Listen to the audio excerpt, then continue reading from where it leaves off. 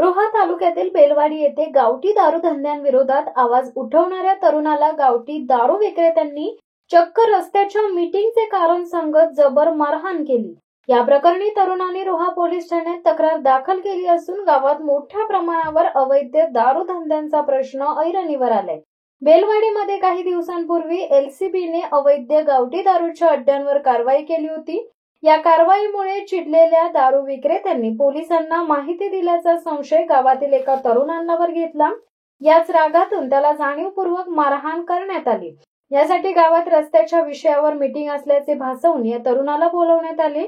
मात्र बैठकीत रस्त्याचा विषय बाजूला ठेवत गावठी दारूच्या विषयावरून बाचाबाची करत त्याच्यावर हल्ला चढवण्यात आला।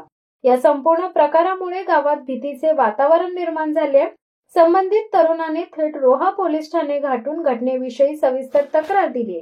विशेष म्हणजे बेलवाडी गावात 4-5 घरे सोडल्यास उर्वरित बहुसंख्य घरे गावठी दारूच्या धंद्यात गुंतलेली आहेत। मात्र या अवैध धंद्यांवर रोहा पोलीस किंवा राज्य उत्पादन शुल्क विभागाकडून कोणतीही ठोस कारवाई होत नसल्याचा आरोप नागरिकांनी केलाय। गावातील तरुणांनी चेतावणी दिली आहे की जर लवकरच गावातील गावठी दारूचे अड्डे बंद झाले नाहीत तर ते जिल्हा पोलीस अधीक्षक कार्यालयासमोर आमरण उपोषण करणार आहेत। त्यामुळे प्रशासनाने या गंभीर प्रकाराची तातडीने दखल घेऊन कारवाई करावी अशी मागणी गावकऱ्यांकडून होत आहे। नमस्कार। रोहापासून 8 किलोमीटर बेलवाडी गाव आहे। तिथे पूर्ण गावच्या गाव 3-4 घरं सोडली तर पूर्ण गावची आडवत्ते मोठ्या प्रमाणात व्यवसाय चालू आहे अवैध। इथे स्थानिक पोलीस प्रशासन सुद्धा त्यांच्यावर कोणतीही कारवाई करत नाही, राज्य उत्पादन शुल्क कारवाई करत नाही।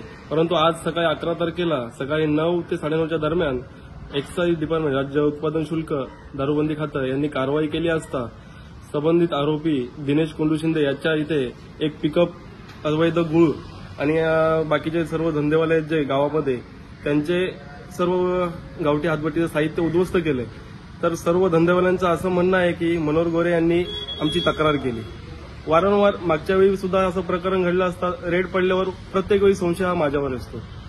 तर या गोष्टीला सांगताना असं हे वाटतं मागच्या वेळी सुद्धा विषय हा झाला असता मला या लोकांनी तेव्हा पण मारायचा प्लॅन केला होता आणि आज मला या लोकांनी गावामध्ये बोलवलं असतं खोटं सांगून की रस्त्याचा विषय आहे कामाचा, त्यासंबंधी आपल्याला बोलायचं गावकीला। तर तिथे हे सगळे दारूवाले जमले असता त्यांनी सांगितलं तिथं रस्त्याचा विषय कोणीच घेतला नाही, ते डायरेक्ट दारूचा विषय घेतला।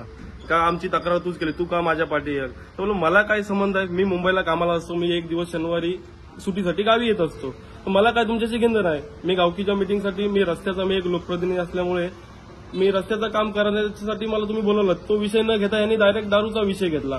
आमच्यावर रेड पडते, तू वारंवार का असा, तुला काय त्रास आहे? तर बोललो माझा या रेडशी काही संबंधच नाही ना, ते तुमचा पारंपरिक व्यवसाय चालू आहे, तुम्हाला पोलिसांचा अभय असल्या कारणाने तुम्ही जोरात धंदे चालू करता, मग तो पोलीस येणार त्यांचं काम आहे ते करणारच ना, याच्यात माझा काय संबंध? तुम्ही प्रत्येक वेळी माझ्यावर संशय घेणार। आणि आज त्यांचा पूर्ण असा प्लॅन झाला दारूवाल्यांचा की मला जीवे ठार मारण्याचा। तर दिनेश कुंडू शिंदे यांनी डायरेक्ट मला लाथाबुक्यांनी मारहाण केली आणि सुनील होगाडे यांनी शिवीगाळ केली।